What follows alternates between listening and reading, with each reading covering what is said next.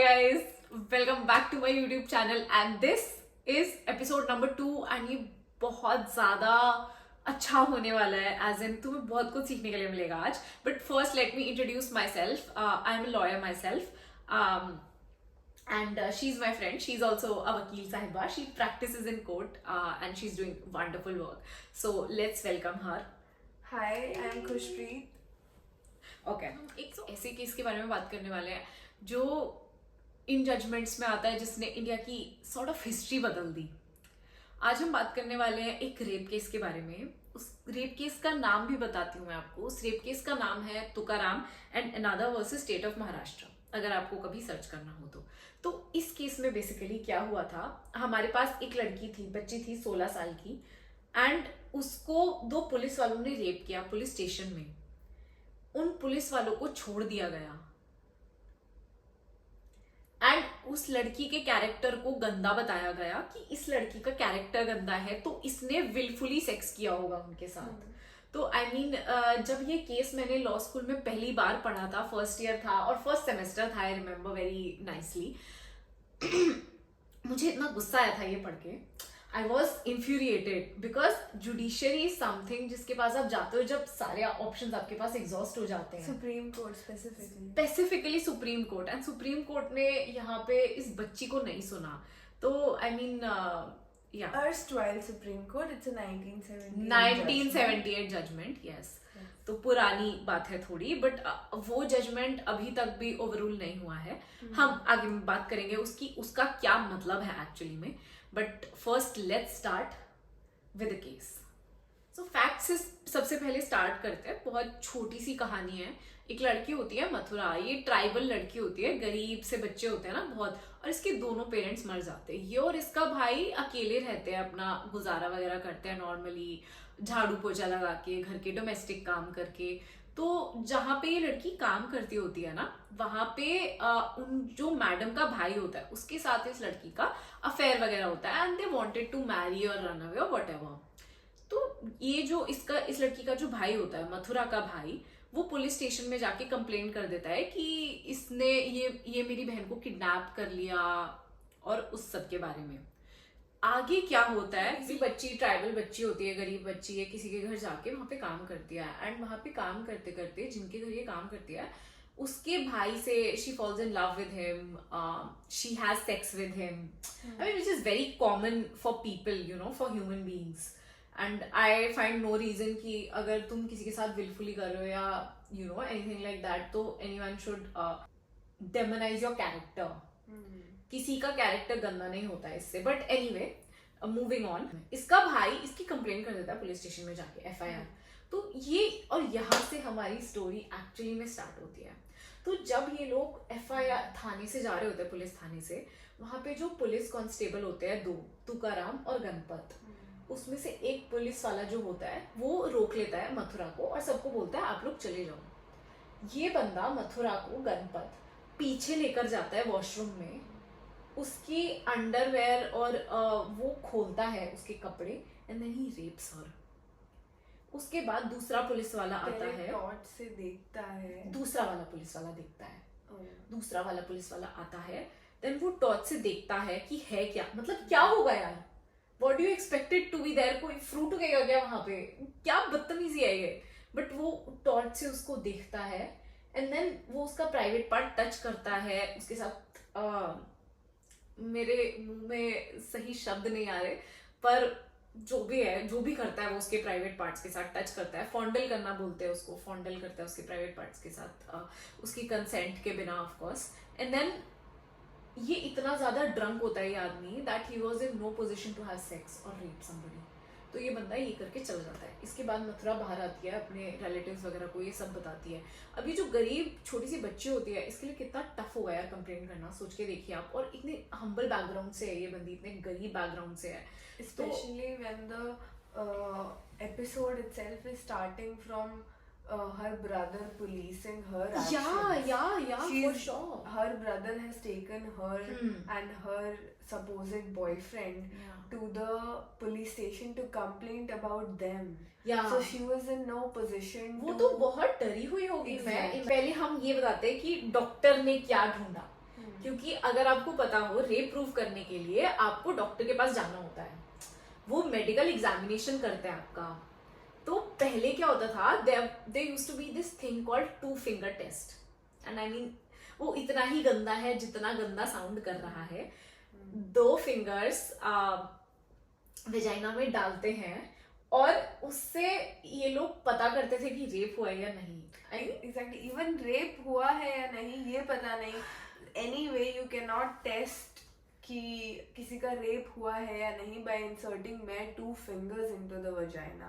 This was specifically a test to see if the woman is a regular person who has regular sex or is she not that. How is that material to if she has been raped recently? Yes, but legit test होता था। ये पहले test होता था rape में जाने से पहले, डॉक्टर की रिपोर्ट आती थी, उसमें लिखा होता था कि 2 फिंगर्स इंसर्ट हो रही हैं या नहीं। एंड पता है व्हाट डॉक्टर फाउंड, और मतलब उनकी भी आई डोंट थिंक कि doctor is to blame here, because law ऐसा था तो डॉक्टर को तो वो करना ही पड़ेगा।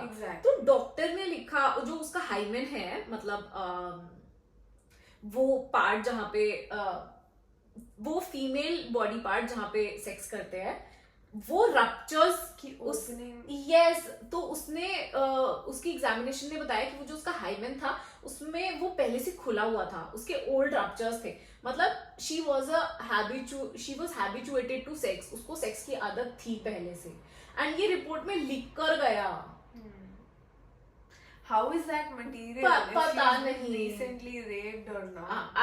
I don't get it. Anyway, ये इस डॉक्टर की भी चलो कोई गलती मैं बोलूंगी नहीं, डॉक्टर एंड इस लड़की के कपड़े भी टेस्ट किए गए कि इस लड़की के कपड़ों पे उनका कुछ सामान मिलता है, सामान मतलब स्पर्म, सीमेन और क्या वो मिलता है या नहीं। तो वो टेस्ट किया तो देखा कि वो जो एक पुलिस वाला था जो पहले उसको रोक के पीछे लेकर गया था, गणपत हु रेप्ड हर, उसका सीमेन इस लड़की के कपड़ों पे मिला, पजामे पे मिला।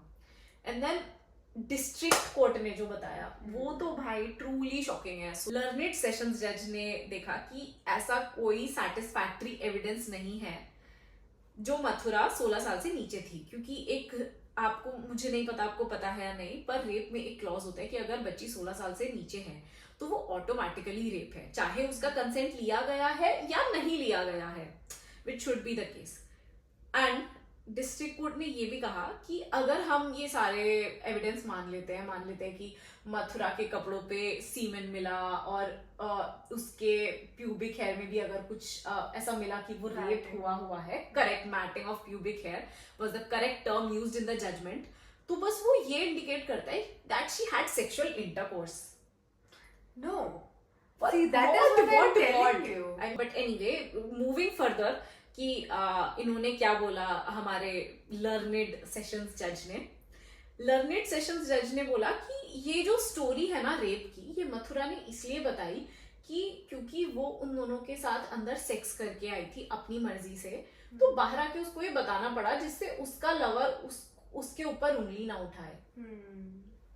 मेरा सिर यहाँ पे, जब तक मैंने ये पहली बार, मेरा सिर ऐसे फट गया था, व्हाट इज दिस भाई, क्या चल रहा है ये। इंडियन जुडिशरी इज समथिंग जो हम बहुत रिस्पेक्ट करते हैं, जिसकी ऐसे एकदम डायरेक्ट एविडेंस की जो उसके कपड़ों पे, जो गणपत अपेलेंट के कपड़ों पे सीमेन मिला था, उसको कोर्ट ने सेम डे बोला कि वो नाइटली डिस्चार्ज हो सकता है, वो हो सकता है किसी और के साथ उसने सेक्स किया हो, ये तो प्रूव भी नहीं हो रहा कि सेक्स हुआ है या नहीं।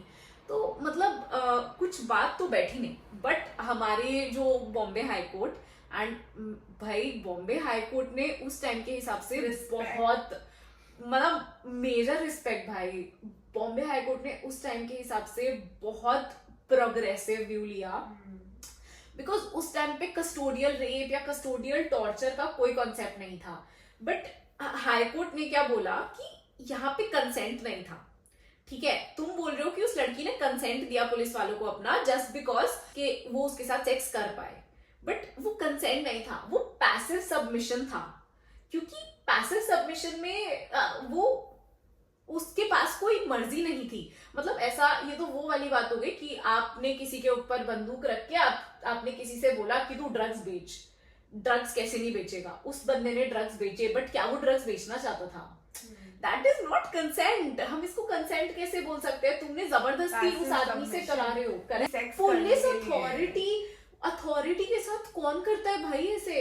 एग्जैक्टली। यस, तो हमारे हाई कोर्ट ने काफी अच्छा प्रोग्रेसिव व्यू लिया। तो उन्होंने वही बोला कि हाँ, सेक्सुअल इंटरकोर्स जो था वो हुआ है। एंड हाई कोर्ट ने ये भी नोट किया कि क्योंकि जैसे ही लड़की बाहर आती है ये तुरंत अपने रिलेटिव्स को सब बता देती है। इसने ऐसा नहीं किया कि ये एक दिन रुकी, इसने अपने दिमाग में सोचा, नहीं, ये बाहर आई, इस बेचारी का रेप हुआ, ये लड़की बाहर आई एंड जो भी बाहर इसके रिलेटिव्स वगैरह लोग खड़े थे, इसने बता दिया कि इन लोगों ने मेरा रेप किया है। तो मतलब यार कहाँ है वो? अगर उसको कहानी कॉन्कॉक्ट करनी होती तो वो कुछ सोचती, कुछ टाइम लेती।